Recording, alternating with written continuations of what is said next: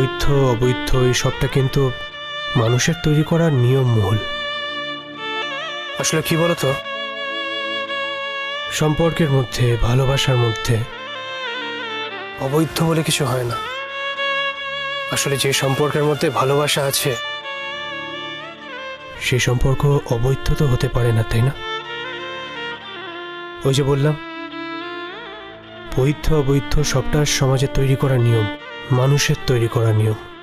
সব সম্পর্ক কি আর নিয়মে বাঁধা যায় মহল? আর দেখো, এটা বললেও তো চলবে না।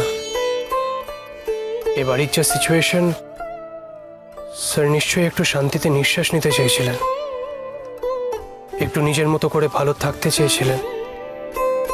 আর যতদিন স্যার তোমাদের সঙ্গে ছিলেন, তোমাদেরকে ভালোবাসায় ভরিয়ে দিয়েছিলেন উনি। সেই জন্যই তো আরো বেশি কষ্ট হচ্ছে রোদ্দুর। যদি প্রথম থেকে জানতাম যে বাপির একটা আলাদা সংসার আছে, সেখানে বাপির সবাই আছে, তাহলে তো এত কষ্ট হতো না। বা ধরো আমাদের বাপি আমাদেরকে ভালোবাসে না, আমাদের খেয়াল রাখে না, যত্ন করে না, তাহলেও তো কষ্ট হতো না। তাহলে তো পুরো ব্যাপারটা আমরা অন্যভাবে মানিয়ে নিতাম, বলো? তুমি বোধহয় ভুল করছো মূল। স্যার কিন্তু তোমাদের খুব ভালোবাসতেন।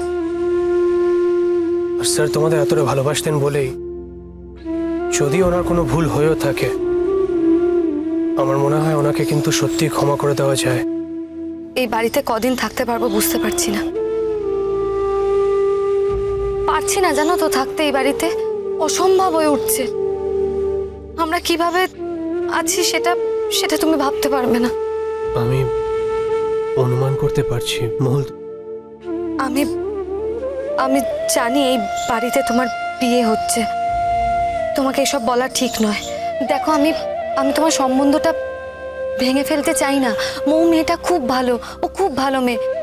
তাছাড়া বাড়ির আরো কয়েকজন আছে যারা খুবই ভালো। তোমরা এরপরে কি করবে কিছু ভেবেছো?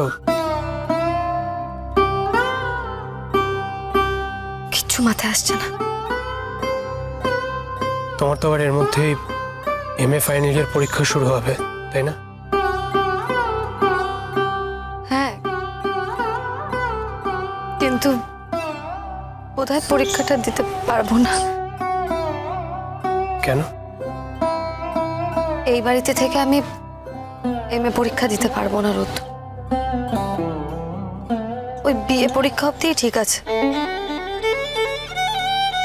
তাও বিয়ে পরীক্ষাটাও বিয়েরই জন্য।